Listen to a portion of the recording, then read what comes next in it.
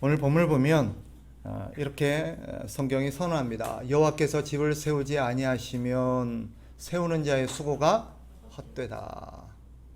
여호와께서 집을 세우지 아니하시면 세우는 자의 수고가 헛되다. 이 집은, 본문에서 말하는 집은 여러 가지로 해석이 될 수 있습니다. 문자 그대로 우리가 사는 거주지인 건물을 의미할 수도 있고, 또 우리가 또 많이 생각하고 적용하는 대로 가족 공동체, 가정을 의미할 수도 있습니다. 또 본문의 집은 우리 영혼의 집이라고 일컬어지는 우리 육체를 의미한다고 볼 수도 있습니다. 우리 조상들은 우리 육체를 일컬어서 마음의 집, 그래서 몸집이다라고 부르기도 했습니다. 성경에도 우리 육체를 가르쳐서 일컬어서 장막집이다라고 표현하기도 합니다. 고린도후서 5장 1절, 만일 땅에 있는 우리의 장막집이 무너지면 하나님께서 지으신 집, 곧 손으로 지은 것이 아니요 하늘에 있는 영원한 집이 우리에게 있는 줄 아느니라. 다 읽지는 않았습니다만은 이 대목을 쭉 읽어보면 이것은 우리가 사는 거처를 말하는 게 아니라 우리 육체를 지칭하는 표현입니다.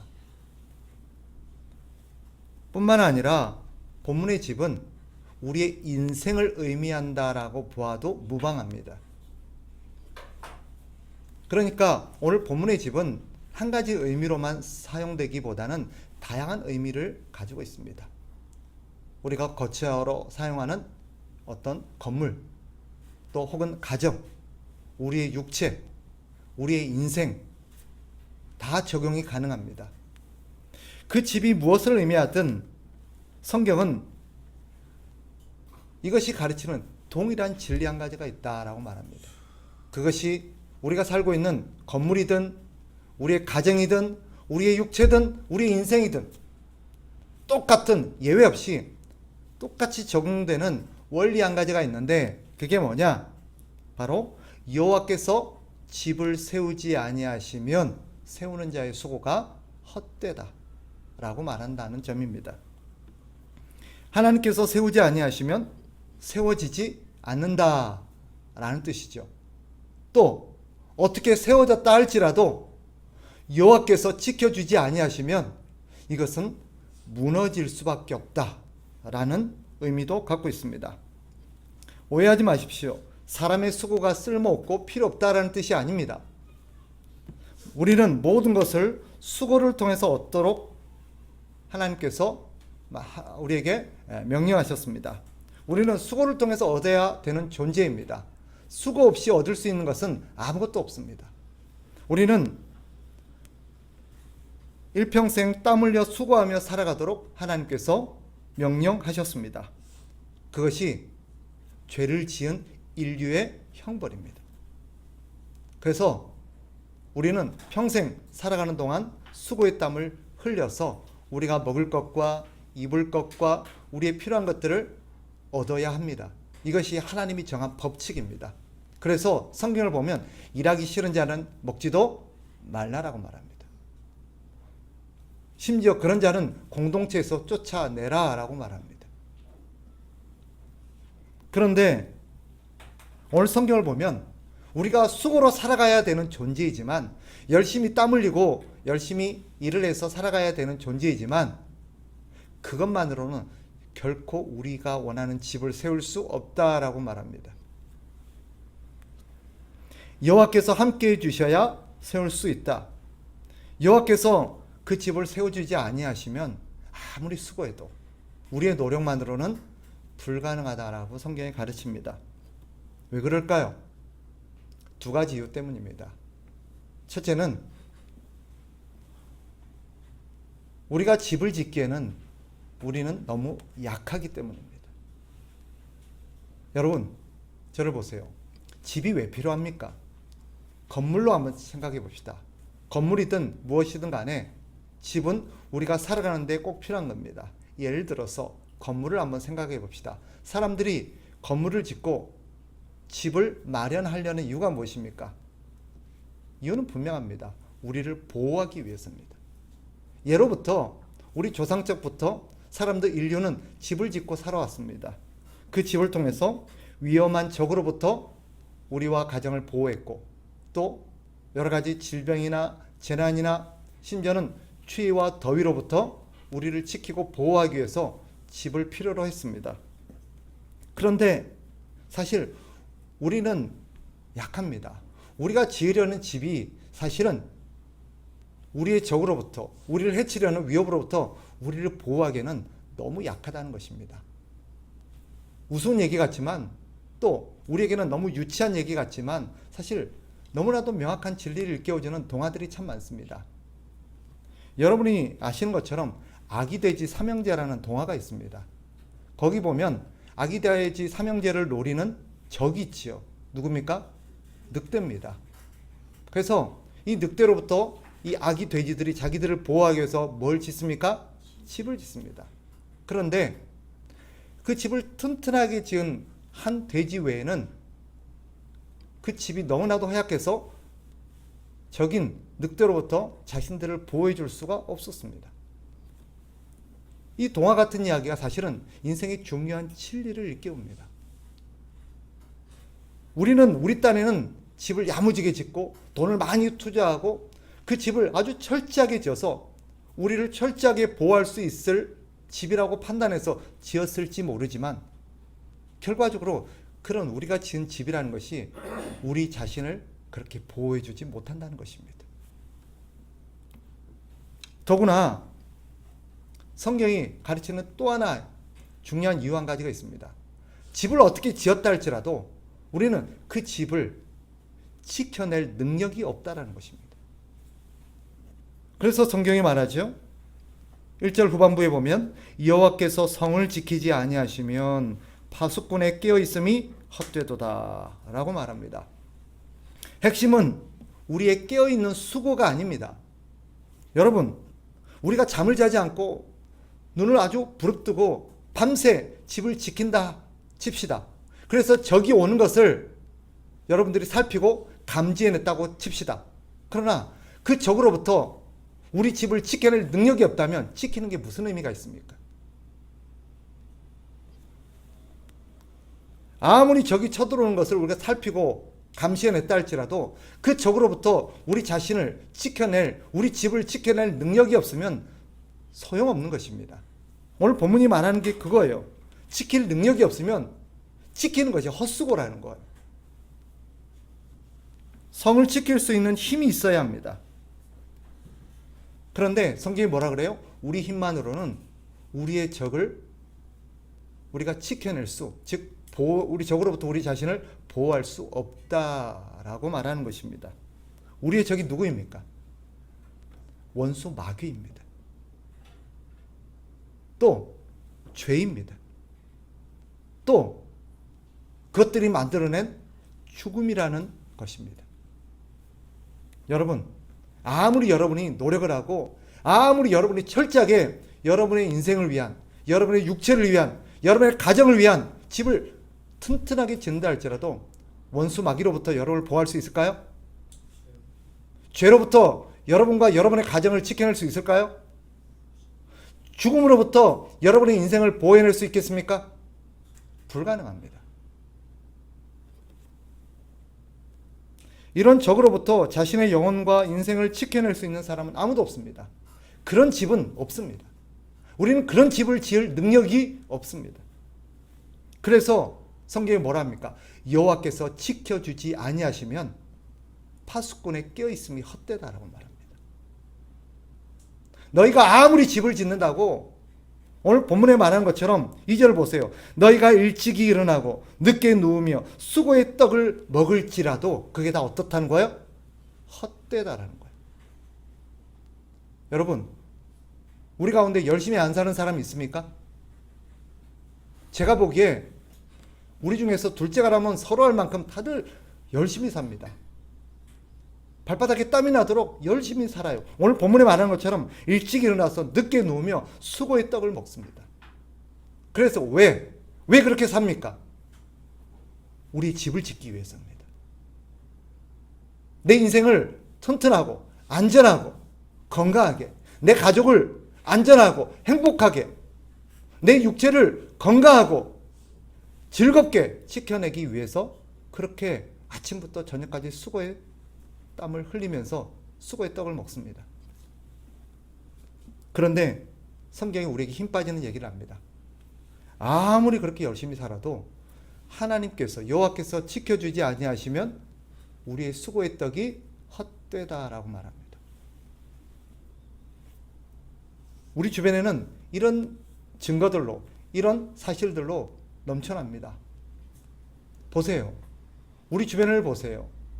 얼마나 열심히 살던 사람들이 정말 부지런하게 안 먹고 안 입고 안 쓰고 부지런히 모았던 사람, 그래서 이제 뭔가를 장만하고 준비해야 하는 듯 보였던 사람이 너무나도 허무하게 인생을 마감하는 모습들을,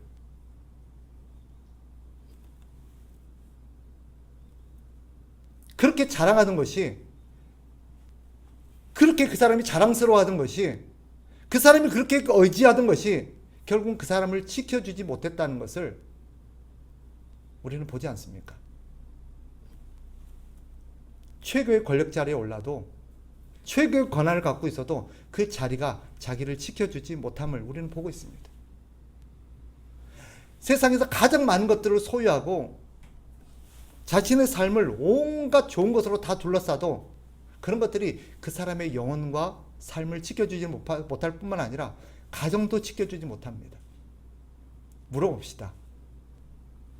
그렇게 많은 것들로 가정을 둘러싼 사람들의 가정이 행복하던가요? 사실 그런 것들이 우리의 삶을 지키지 못한다는 것을 우리는 주변에서 많은 증거들을 통해서 봅니다. 그런데도 사람들은 어리석게도 그런 것들이 자신을 지켜주고 안전하게 해주고 자신의 장래를 보장해주고 자신의 영혼을 행복하게 해줄 거라고 믿으면서 그것을 위해 수고의 땀을 흘리고 있습니다. 열심히 살아가고 계시죠? 물어보세요. 왜 그렇게 열심히 사십니까? 무엇을 위해서 그렇게 열심히 사십니까? 너희가 일찍 일어나고 늦게 누우며 수고의 떡을 먹음이 헛되도다. 성경이 이렇게 말하는 게 뭐죠? 이유가 뭐죠? 그렇게 열심히 살았는데 한순간의 질병이 그의 모든 것을 앗아가 버립니다. 그렇게 열심히 살았는데 한순간에 사고가 그의 모든 인생을 망가뜨려 버립니다. 그렇게 모든 것을 갖췄다고 생각했는데 한순간에 어떤 찾아온 우울증이, 치매가, 어떤 범죄가 그의 인생을 완전히 무너뜨려 버리고 주저앉혀 버리는 것을 봅니다. 다 가졌다고 생각했는데, 부러울 것이 없다고 생각했는데, 저 사람은 이제 행복할 일만 남았을 거라고 생각했는데 그렇지 않는 현실을 우리는 많이 봅니다. 이유는 분명합니다. 여호와께서 지키지 아니하시면 파수꾼에 껴 있음이 헛되기 때문입니다. 이유는 하나입니다. 하나님께서 지키지 않으셨고 하나님께서 그의 집에 함께하지 않으셨기 때문입니다. 그러나 이어지는 내용을 보세요.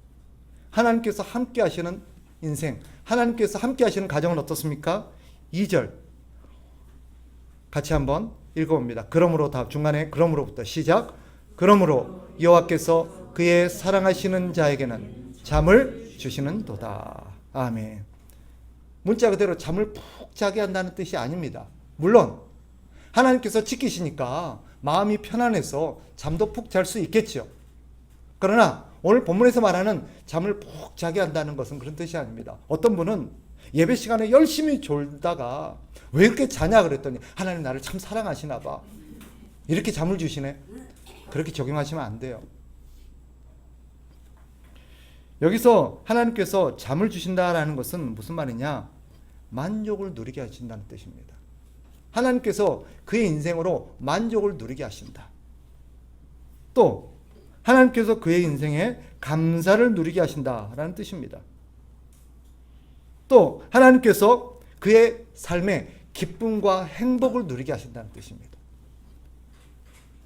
뿐만 아니라 하나님께서 그의 영혼에 안식을 누리게 하신다라는 뜻이 잠을 주신다라는 의미가 내포하고 있는 것들입니다.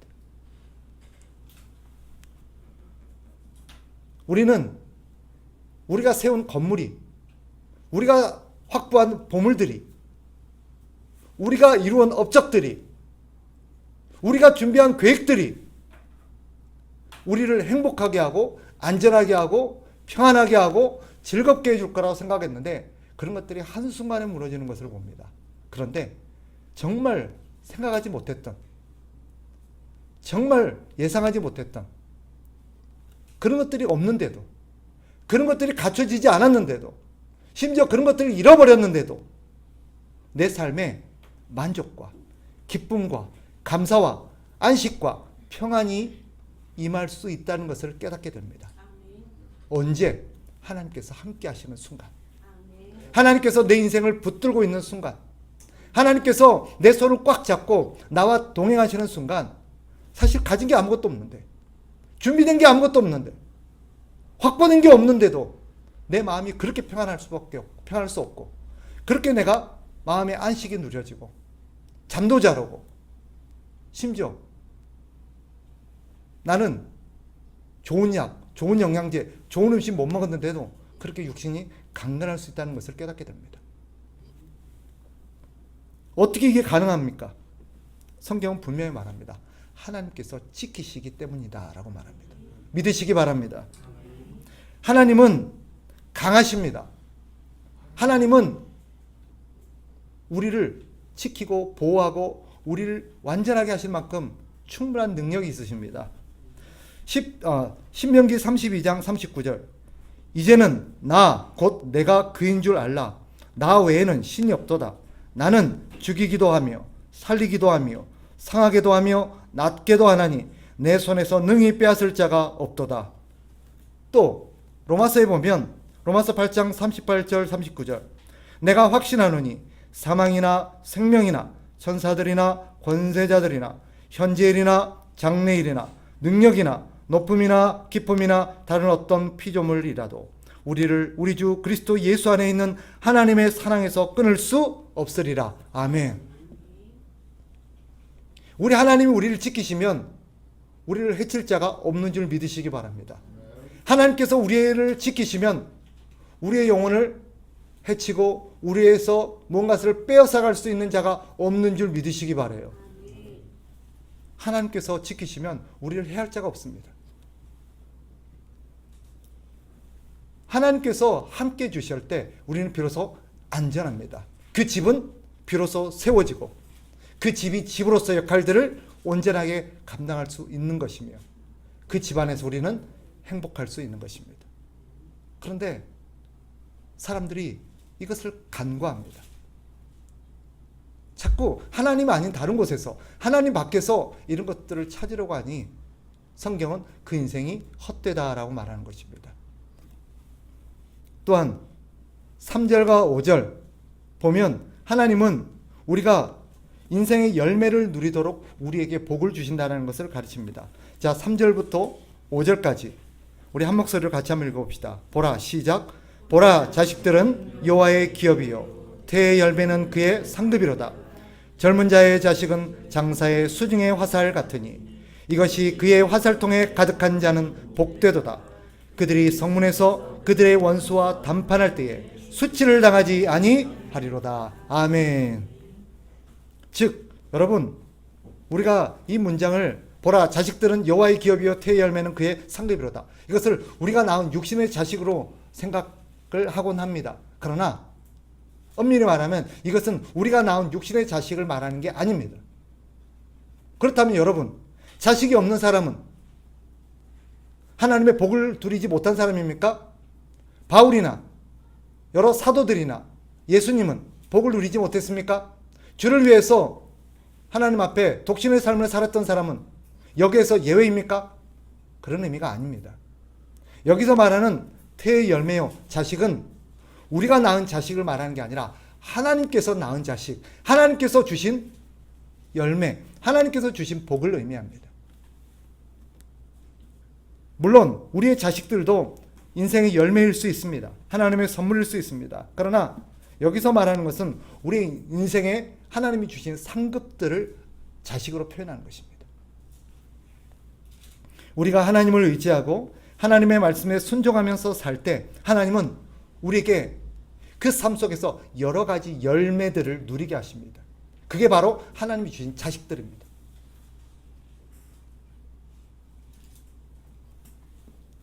우리의 자식도 그들 중에 하나죠. 하나님은 우리가 살면서 하나님께서 주신 복들을 여러 가지를 누리게 하십니다. 성경이 가르치는 분명한 사실, 사람은 자기의 수고로는 이런 것들을 누릴 수 없습니다. 하나님의 사랑과 은혜가 없이는 우리는 결코 이런 것들을 누리며 살 수 없다는 것을 성경이 숱하게 강조하고 있다는 것을 여러분 믿으시기 바랍니다. 불철주야 자신의 건강과 인생, 가정을 지키기 위해서 노력하는 우리에게 성경이 묻습니다. 그래, 그렇게 열심히 노력해서, 그렇게 아침 일찍 일어나 밤늦게까지 수고의 떡을 먹으면서 그 수고한 노력으로 여러분의 영혼을 지킬 수 있었더냐? 여러분의 가정을 지킬 수 있더냐? 여러분의 인생을 지킬 수 있더냐라고 묻습니다. 여러분, 좋은 집이 있고 건강한 몸이 있으니 괜찮다고 생각하십니까? 든든한 보험과 재산들을 확보해 놓았으니 걱정이 없으실 것 같습니까? 그런 것들이 진정 여러분의 집, 여러분의 인생, 여러분의 육체, 여러분의 가정을 지켜낼 수 있을 거라고 보십니까? 그렇다면 성경의 경고를 귀 기울이시기 바랍니다. 여호와께서 집을 세우지 아니하시면 세우는 자의 수고가 헛되며 여호와께서 성을 지키지 아니하시면 파수꾼의 깨어 있음이 헛되도다. 부디 여러분이 이 진리를 믿으시기 바랍니다. 하나님이 지켜주셔야 합니다. 하나님 없는 인생은 무너질 수밖에 없습니다. 하나님 없는 가정도 무너집니다. 하나님 없는 교회도 결코 설 수가 없습니다. 성경은 말합니다. 그래서 어떻게 하라고요? 성경은 이렇게 말합니다. 그러므로 누구든지 나의 이 말을 듣고 행하는 자는 그 집을 반석 위에 지은 지혜로운 사람 같으니리. 비가 내리고 창소가 나고 바람이 불어 그 집에 부딪히되 무너지지 아니하나니 이는 주추를 반석 위에 놓은 까닭이요. 그러니 여러분 어떻게 하라는 거죠? 우리의 집을 반석 위에 지으라고 말합니다. 누구도 허물 수 없는 든든한 반석 위에 집을 세우라고 말합니다. 아무도 무너뜨릴 수 없는, 그 어떤 것도 무너뜨릴 수 없는 든든한 반석 위에 여러분의 집을 세워야만이 그 집이 무너지지 않는다고 말합니다. 이 반석이 무엇입니까? 예수 그리스도입니다. 이런 반석 위의 집은 오직 우리 하나님만이 세워주실 수 있음을 믿으시기 바랍니다. 우리 하나님만이 그런 반석을 세워주십니다. 그래서 성경은 때로는 이 반석을 여러 가지 이름으로 부릅니다. 방주라고 부르기도 하고 도피성이라고 부르기도 하고 때로는 그것을 성전이라고 부르기도 하며 산성이라고 부르기도 하고 또 우리가 읽은 것처럼 반석이라고 부르기도 합니다. 어떻게 불리든 이 모든 것이 의미하는 것은 하나입니다. 예수 그리스도십니다. 예수 그리스도 위에 인생을 설계하지 않고 집을 세우지 않는 자는 무너질 수밖에 없습니다. 우리는 예수 그리스도라는 반석 위에 집을 세울 때만이 우리의 집은 안전할 수 있고 여러분의 인생은 안전할 수 있습니다. 그러면 어떻게 하는 것이 반석 위에 집을 짓는 것입니까? 바로 예수 그리스도를 믿고 그분의 말씀을 믿는 것입니다. 아멘. 예수님의 말씀을 믿고 예수님의 말씀대로 자신의 인생을 설계하고 예수님의 말씀대로 인생을 갖고 가는 사람이 반석 위에 집을 지은 사람입니다. 여러분, 하나님을 신뢰하고 하나님을 보내신 예수 그리스도를 믿으시기 바랍니다. 그리고 그분께 나의 영혼, 나의 가정, 나의 육체, 나의 인생을 맡기시기 바랍니다. 어떻게 하는 게 맡기는 것입니까? 주님을 믿고 주님의 말씀대로 살아보십시오. 주님이 하라고 하시는 대로 살아보십시오. 그것이 우리가 보기에는, 세상이 보기에는 보장되지 않고, 세상이 보기에는 갖춰진 것도 없고, 세상이 보기에는 안전하지 않아 보일지라도 그것이 가장 안전한 길이요, 가장 안전한 집인 줄 믿으시기 바랍니다.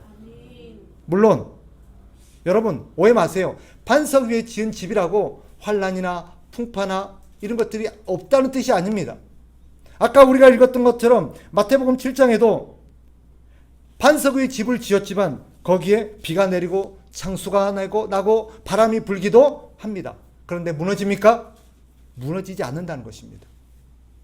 반석 위에 집을 짓더라도, 예수님을 믿더라도, 예수님의 말씀대로 살더라도 풍랑이 불 수 있고요, 비가 내릴 수 있고 홍수가 날 수 있습니다. 그런데 그 홍수가 나도 우리는 무너지지 않습니다. 바람이 불어도 날아가지 않습니다. 왜? 예수 그리스도라는 든든한 반석이 우리를 딱 붙들고 있기 때문입니다. 우리 인생을 지키고 있기 때문입니다. 그러니 여러분, 예수님을 믿으십시오. 그리고 예수님의 말씀에 순종하면서 살아보시기 바랍니다. 그것이 온갖 튼튼한 시스템으로 지은 집보다, 인생보다, 온갖 좋은 것으로 무장한 인생보다 훨씬 안전하고 행복합니다.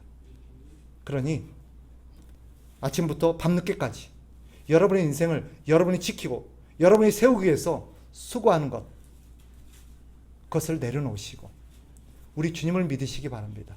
주를 믿으시고 주의 말씀을 따라 수고를 해보십시오. 그러면 우리 주님께서 저와 여러분의 인생을 지키시고 우리를 튼튼하게 하실 것입니다. 그리고 그 인생이 행복한 인생이 될 줄 믿으시기 바랍니다. 아멘.